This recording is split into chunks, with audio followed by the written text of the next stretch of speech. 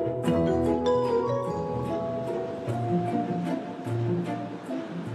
notre arrivée à Casablanca, nous n'avons qu'une envie, flâner près de la mer. La balade sur la corniche nous fait longer l'océan Atlantique.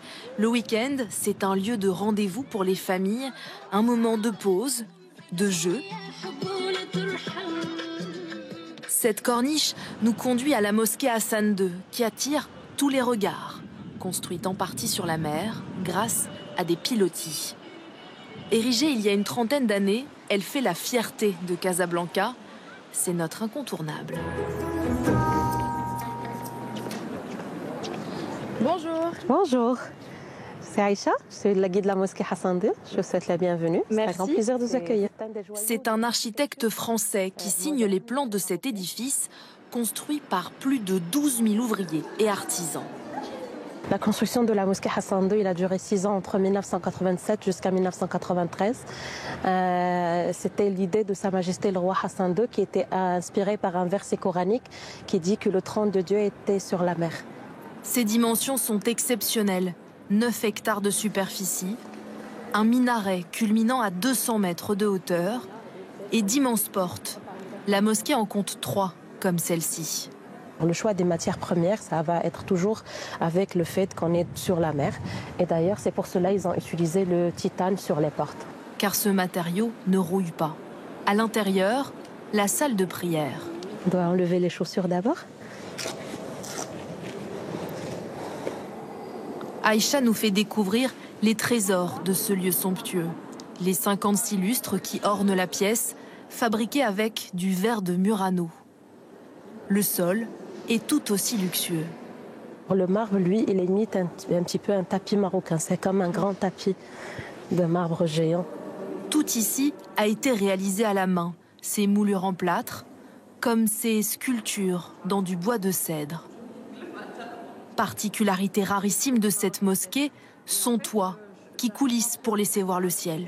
Il s'ouvre depuis le milieu, vous voyez, il y a 2 parties qui coulissent vers les 2 extrémités grâce à un système à chaîne automotrice. Même si c'est très lourd, ça ne prend pas beaucoup de temps pour ouverture complète, 5 à 6 minutes.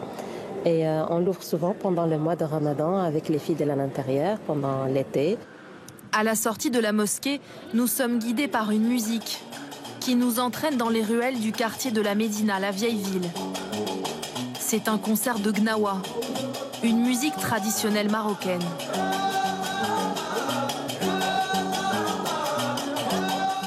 Le rythme, les danses emportent la jeunesse du quartier qui aime se retrouver ici.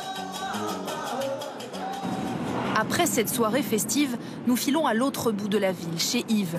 C'est notre bon plan. Bonjour. Bonjour. Enchantée. Bienvenue à l'hostel. Merci, c'est magnifique. Ce Français installé à Casablanca depuis 10 ans nous accueille dans sa maison centenaire. À l'intérieur, ce grand salon au style casablancais se révèle parfait pour lire ou se reposer. Il faut compter entre 50 et 80 € pour profiter de ce décor digne d'un palais des 1001 nuits. Voici la chambre grenat avec ses portes en bois sculpté, son mobilier en bois peint. Tout ça est fabriqué par des artisans marocains avec aussi donc une salle de bain en zélige. Pour les routards ou les plus petits budgets, Yves a aussi prévu des dortoirs à 30 € la nuit. Toujours avec le petit déjeuner compris. Un buffet avec des produits marocains faits maison à déguster sur sa paisible terrasse à l'ombre. En ce début de journée, nous avons un seul objectif, chiner des pièces d'artisanat traditionnelles. Et pour ça, le quartier des Habous, le souk, est le meilleur endroit de la ville. Dans cette échoppe à ciel ouvert, Abdou vend des tapis fabriqués à la main dans différentes régions du pays. Ça, c'est avec des grands losanges. Mais c'est un pouf qui attire mon regard. Bah, je crois que je vais prendre celui-là. Tu valides? Ça, c'est 35. Ok. Et si on négocie un peu? 30. 30? Ne pas marchander serait presque un affront pour lui, installé ici depuis 50 ans. À quelques mètres, l'autre institution du quartier, c'est la pâtisserie Bénis. À l'heure du déjeuner, nous restons dans la tradition avec les pastillas et pâtisseries marocaines. Ici, les recettes se transmettent de père en fille. Sabrina est la 4e génération. L'espace de vente, c'était la maison de mes grands-parents. La pièce que tu vois là, c'est la pièce où mon père est né. Vraiment le gâteau star, la reine de la maison, c'est la corne de gazelle. Donc la plupart des touristes ou même les locaux vraiment viennent pour ce gâteau. Et nous allons apprendre à en fabriquer nous-mêmes. Car Sabrina ouvre ses cuisines à qui le demande. C'est notre insolite. Comme ça. Ouais. Façonner ces cornes de gazelle demande beaucoup de dextérité et d'expérience. Nadia m'initie. Je commence par là? Ouais.